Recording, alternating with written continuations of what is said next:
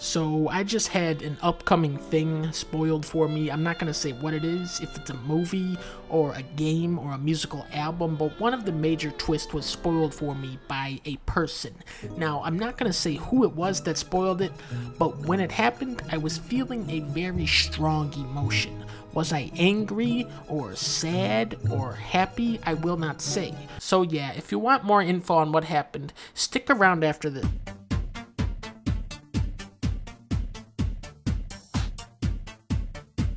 Alright, a person with a Sora icon spoiled a video game for me. Apparently the entire game is viewable on YouTube now, so if you are looking forward to this game and don't want it spoiled for you, watch out. Don't look at YouTube comments or Twitter or game forums, anywhere where fuckers congregate. Don't go there until the game comes out. What video game is it? Well, I'll say this. It comes out in June.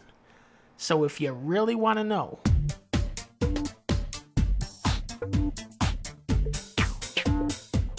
SpongeBob Battle for Bikini Bottom Rehydrated. In their infinite wisdom, the idiots who make this game decided, hey, let's not let people play as the character they thought they would be playing as. Instead, you play as Patrick. Yeah, spoiler alert.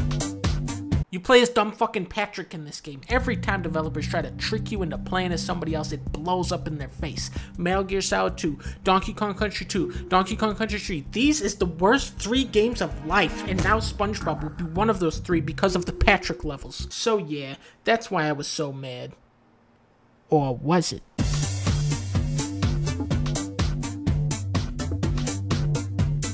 Of course, the game I'm actually talking about is Last of Us Part 2. We don't know how the game got leaked. Possibly Reggie hacked in, tried to steal the storyline for Splatoon 3. Who can say? All I know is this game is haunted. They held off for so long to announce the release date, and then like a week later they go, ooh, we're gonna have to delay it actually. February? Nope. May. That's the real release date. Then the virus happens and they go, okay, now it's delayed indefinitely, even though it's pretty much entirely finished. That's when people start getting pissed off. The longer Naughty Dog takes, the more polished the game is going to be, but people don't care about that. They just want to play it now. Then, a haunted ghoul uploads huge chunks of the game onto YouTube. They kept this shit secret for 4 years, and then right at the finish line, somebody has to come in and ruin the magic like a little bitch. Spoilers are power. People can't help but be drawn to them, and even the most insignificant amount of power will go to someone's head, which is why this fucking idiot with a Sora icon thinks he's Shadow Mickey for spoiling a video game.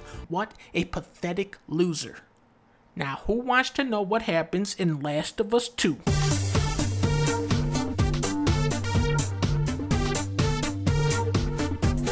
Alright. This shit is so crazy what they come up with for this one.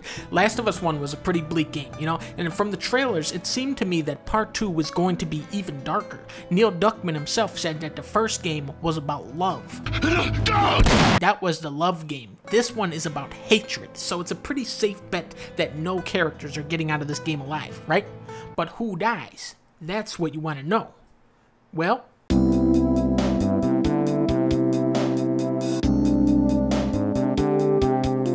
I'm gonna say who dies.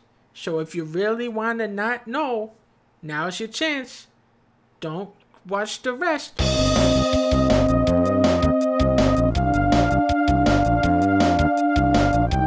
So you finally made it to this part of the video. You're pretty tough to make it this far. Well, I guess you really want to know what happens in Last of Us 2. In the first chapter of the game, Joel and Ellie are both killed off. Then the title card appears, Giraffe of Us 2. That's right, for the rest of the game you play as the giraffe from Last of Us. It's still a third-person shooter, but obviously the story is much different than fans were expecting. What's fucked up though, is there is even a crazier twist than that because